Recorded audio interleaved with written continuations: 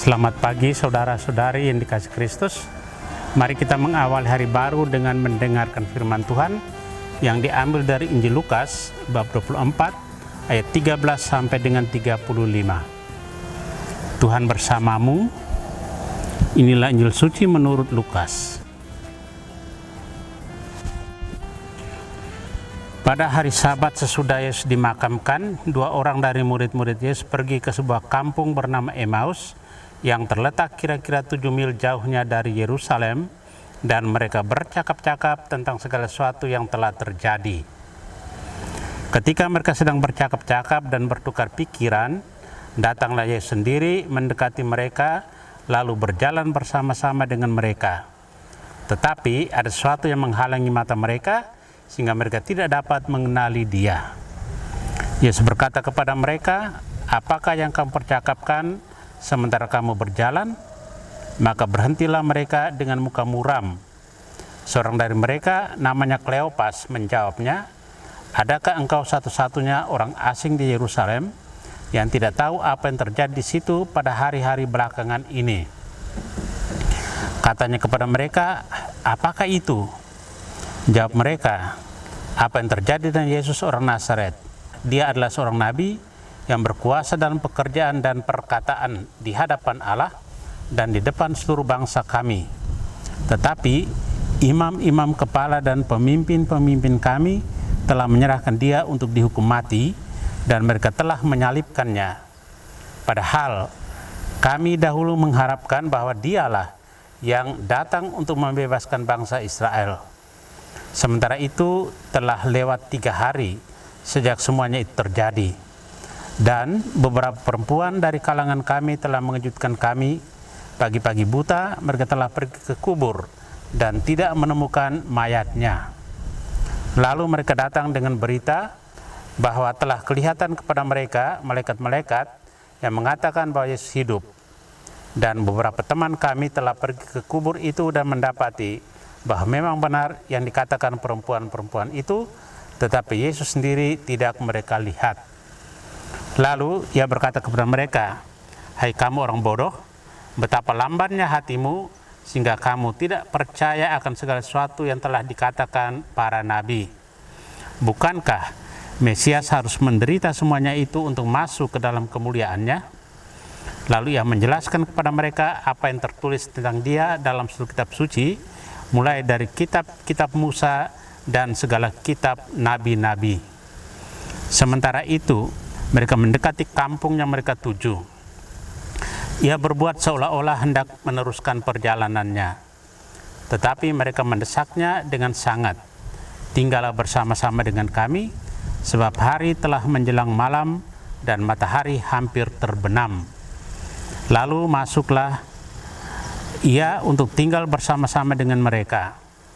Waktu duduk makan dengan mereka, Ia mengambil roti, mengucap berkat, lalu memecah-mecahkan roti itu dan memberikannya kepada mereka.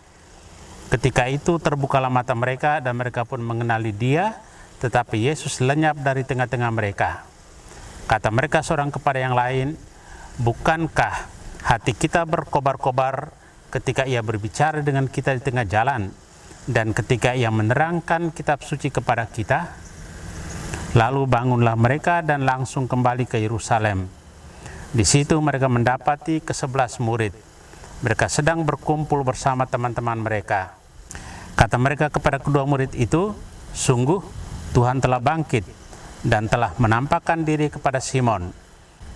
Lalu kedua orang itu pun menceritakan apa yang terjadi di tengah jalan dan bagaimana mereka mengenal Yesus pada waktu Ia memecah-mecahkan roti. Demikianlah sabda Tuhan.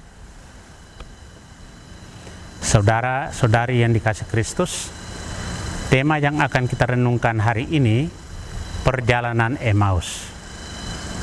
Injil hari ini mengisahkan dua murid Yesus sedang berjalan ke sebuah desa bernama Emmaus.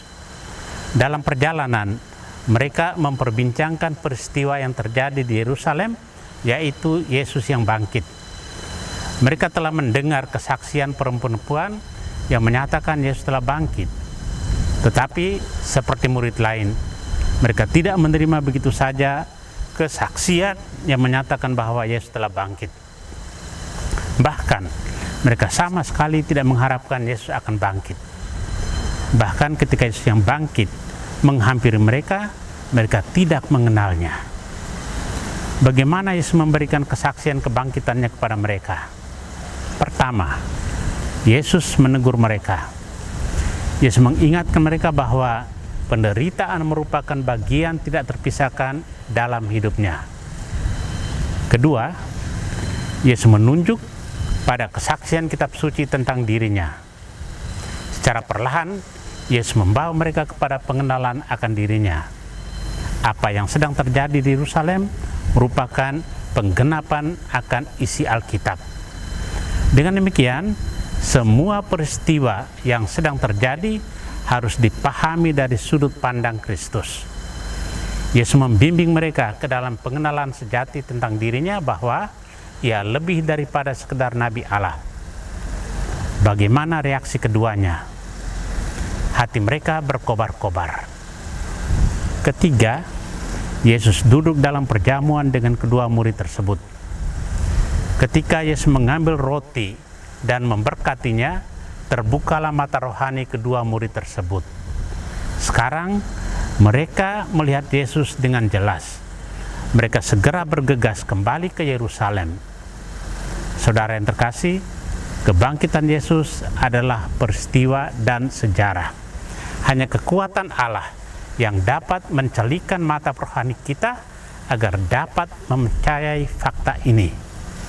Yesus mengajak kedua murid Emmaus untuk kembali ke Yerusalem untuk melanjutkan kesaksian mereka akan kebangkitan.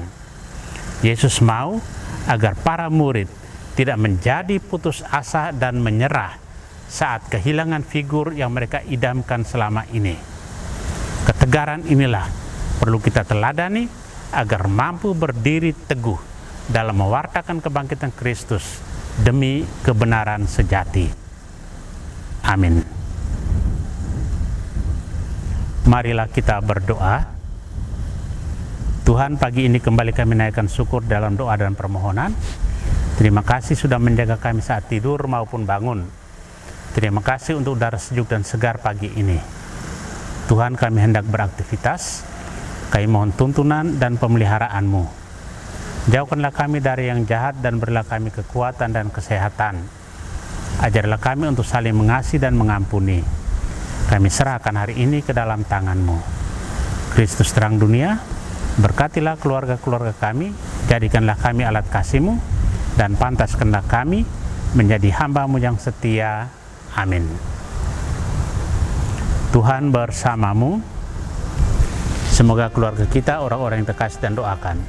Seluruh aktivitas kita hari ini dilindungi, dibimbing, dan diberkati oleh Allah yang Maha Kuasa, Bapa dan Putra dan Roh Kudus. Amin.